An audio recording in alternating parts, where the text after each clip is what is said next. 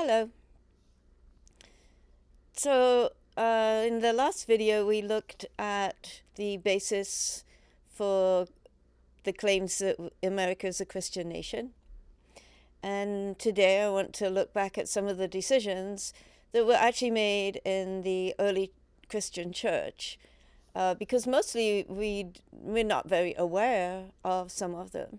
So I wanted to look back and see how certain things were decided and what did we lose through those decisions. And I touched on this briefly in my last video, but I want to go into more detail today. So it's important to recognize that Jesus was preaching in the villages and the towns in Israel, which was actually occupied by the Romans at this point. And the Jewish people had actually been in captivity in Babylon and had gradually come back to Jerusalem. And essentially the temple was established. But everything was sort of very tenuous because of the Roman occupation. And there had been a lot of influence on the Jewish people already.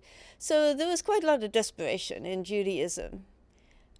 People wanted to be free and to make their own decisions, and to a large extent they were allowed to, actually, because the Jewish people had really not made a whole lot of trouble for anybody else.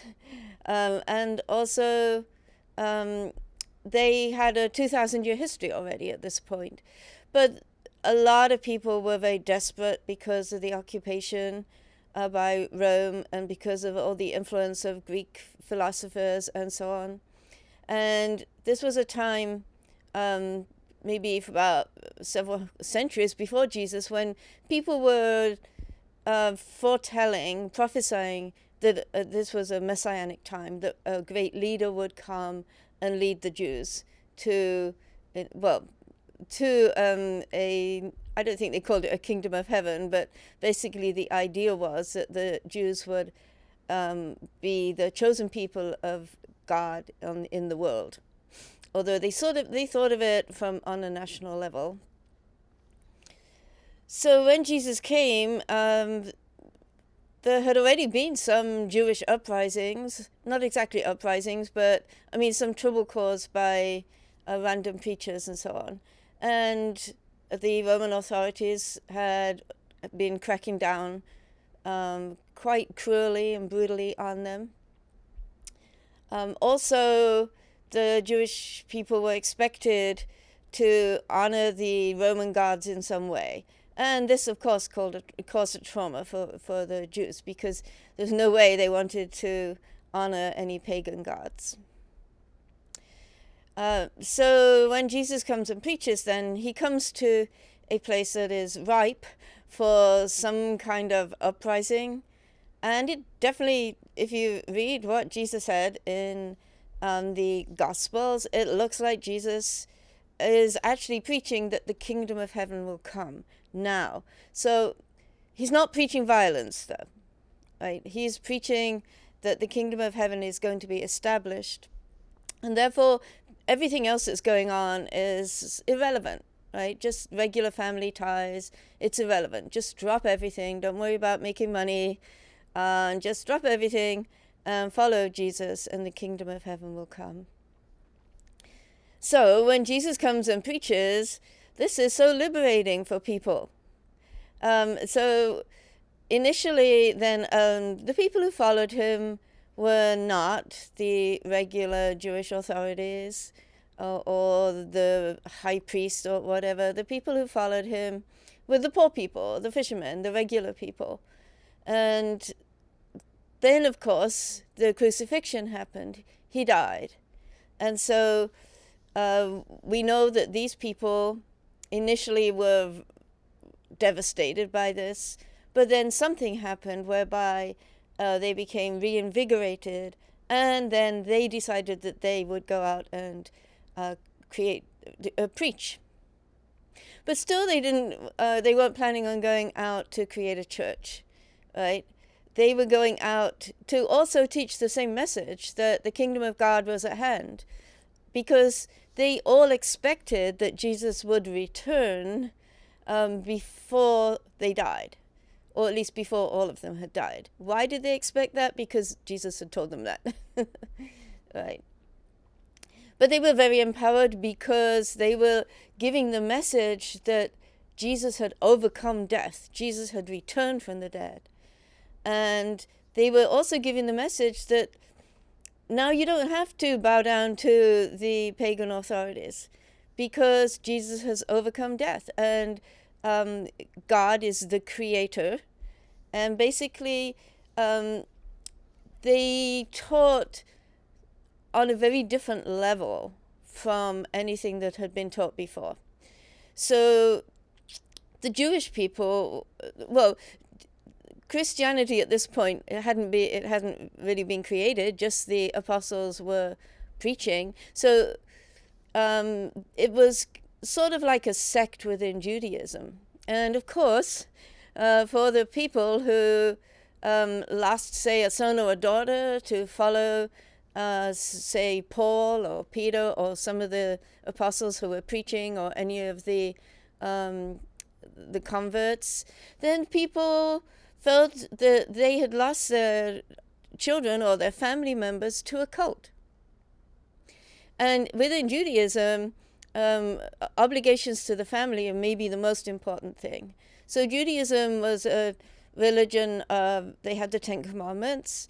They had 613 dietary laws, or different laws, not all dietary, I guess. And then they had family traditions, and procreation was very important. So even, it was more important actually than marriage in a way. So a Jewish male whose wife had not given him any offspring within a few years was almost expected to divorce her or take a second wife. Okay, so Jesus, though, well, not Jesus, at this point it's mostly Paul and the apostles. When they're preaching, then Paul is so convinced that what he's preaching is correct, because remember, Paul had this incredible encounter with the risen Jesus on the road to Damascus. So he was very convinced that this was from God, that everything was going to come around as Jesus had said. So he was preaching, don't get married. I mean, you can, but it's not the most important thing. Ideally, you would just drop everything and await the coming of Jesus and teach and prepare the way for Jesus to come back. So this was very inspiring to a lot of people. And if you think about it, it was probably most inspiring to a lot of the young women because they didn't really have any options, right? Their life was predetermined for them. Most of the young women would have been at least promised in marriage by the time they were into their teens, for sure. So their life was essentially one of serving their husbands and following their husbands. So they were not sometimes very inspired about this, And so the idea that you could essentially just drop all that and be justified in joining this church movement, still not really a church, that was very inspiring to them. And many of them actually did leave their families.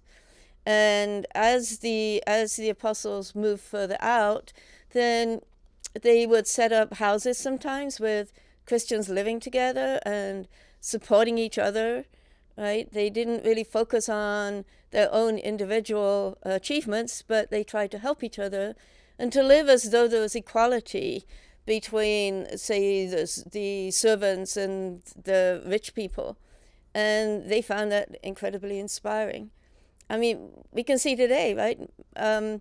Nuns regularly renounce the world to live a life of service because they feel called by God to do that. And they find that a very liberating way to live.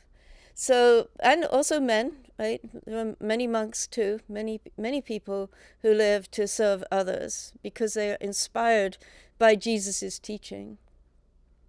But imagine how this felt to the Jewish people, right, who were losing people from what they just assumed was the correct way of life. Even today, if people go off and follow a leader, an inspiring leader, usually people think, oh, they've joined a cult, right? So that's the way it was. Okay, but so this means a huge amount of opposition to the teaching of the apostles grows up, and to, as time went on, to the teaching of the bishops in the surrounding countries. So the bishops essentially had to decide what to do about this. Now, when Paul had written to, say, the Corinthians, then he's pretty much sympathetic to the women who want to follow him and who don't want to get married, right? He thinks that that's correct, actually. And so we can see that, he says that in his letters. The books in the New Testament, a lot of them are actually letters from St. Paul, to the different Christian communities. So then Paul, he respects women, I guess, to some degree. Not that he's going to allow women to be equal, but much more so than many men, you would think. Actually, there's pretty much evidence that Peter did not really respect women. I'll talk about that when I talk about the books that were discovered in fairly recently in Nag Hammadi. Some of the comments that Peter apparently made about Mary Magdalene. Okay, but then after a while, as the apostles or as the preachers realize that Jesus is not coming back, then things change, because the most important thing at that point then is to institutionalize the church, to create an institution that will last and that will reach, will last for, they don't know how long, maybe centuries, right? Because they've sort of, after some time, they've given up hope that Jesus will come back and rescue them. And also, of course, the temple is sacked by the Romans. So the Jewish people are scattered from this time, essentially. So then when we look at other letters in the New Testament, then we see that there's a change. So quite a lot of these letters are purported to be from Paul, but they are actually not. They are written by people who are writing in Paul's name. So, for instance, whoever wrote 2 Timothy, he's very worried about this idea of women just dropping everything and following the church. So he warns people to avoid those who make their way into households and capture weak women, burdened with sins and swayed by various impulses, who will listen to anybody and can never arrive at a knowledge of the truth. So that is 2 Timothy chapter 3, verses 6 to 7. Okay, so by this time, even though that's written in Paul's name, it's not saying the same thing as Paul was saying. So the idea of chastity, the idea of not getting married, or whether you should, some people thought you shouldn't even have sex if you weren't married because you're waiting for the kingdom of heaven here. But this is because really from the Jews, the Christians who were still a small sect within Judaism, there's no Christianity yet, they actually adopt the story of the Garden of Eden and Adam and Eve and Lucifer and the fall of man. So they do actually tend to equate this with sex to a large degree. And they basically believe that women caused the problem, right? And this has been normal throughout all of history, I would say, that religions essentially believe that Eve caused the problem. So then we see in 1 Timothy, 1 Timothy chapter 2, verses 11 to 15. Let me read that. That women must learn in silence with all submissiveness. I permit no woman to teach or to have authority over men. She is to keep silent. For Adam was formed first, then Eve, and Adam was not deceived, but the woman was deceived and became a transgressor. Yet woman will be saved through bearing children if she continues in faith and love and holiness with modesty. The woman now is blamed for sin, just like the story in the Garden of Eden. Although there are other ways to look at that story, which I actually will talk about in a future video, not this one. So then we see in Ephesians 5:23 to 24, for the husband is the head of the wife, as Christ is the head of the church. As the church is subject to Christ, so let the wives also be subject in everything to their husbands. So we are now seeing that as time goes on, then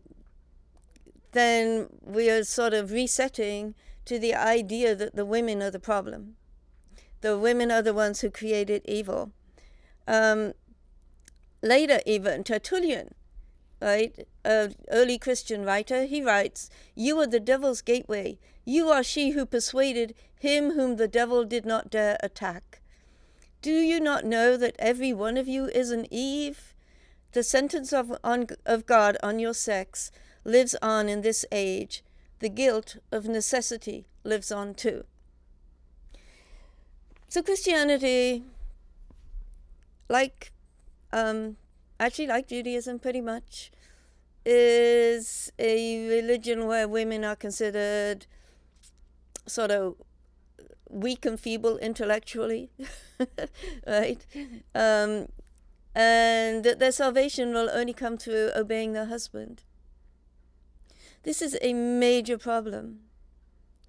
And this is not a problem that can just be brushed aside anymore, because it's very clear now in this 21st century America and Europe, or Christian nations, the women are very much the equal of men. And yet it's always been taught that God is male, that God is only our father, God is not our mother.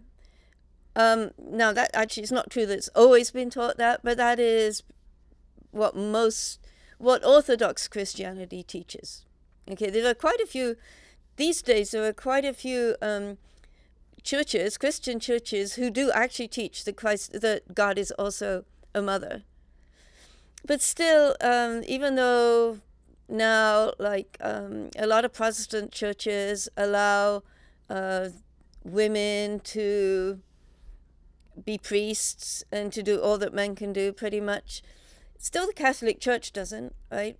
We don't have a woman pope. We don't have women priests. So this happened early on for no good reason other than the church had to figure out a way to survive, to make being a Christian simple enough that most people could do it, and not to challenge the communities so much, the communities in which they lived. That the church was just despised and kicked out of it everywhere. And initially it was. For probably a century or so, Christianity was radically persecuted by the Romans. And there were many Christians who actually were killed for their beliefs. They were given to the lions and as entertainment for the Romans. Even women, both men and women.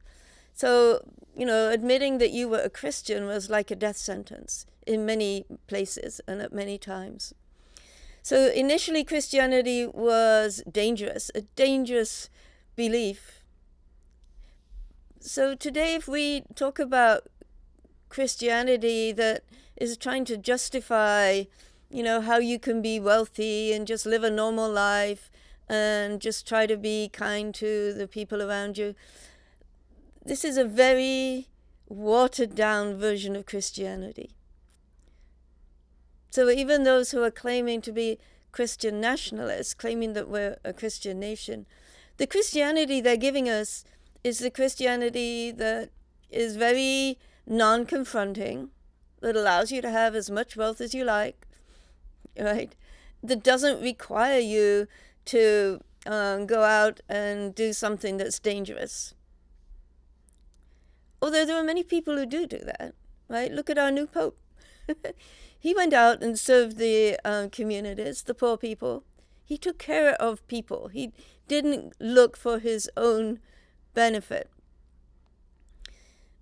So we have to think about, the different versions of Christianity. And the one that has survived is one that is probably the easiest type of Christianity because it really doesn't require much of you. And as I said last time, Christian nationalism essentially just says, well, the morals of Christianity are the morals of God and the morals of nature, as we can find through reason, and therefore we're a Christian nation. That really doesn't do it. That's a very inadequate version of Christianity that they think that we should be following. Okay, thank you.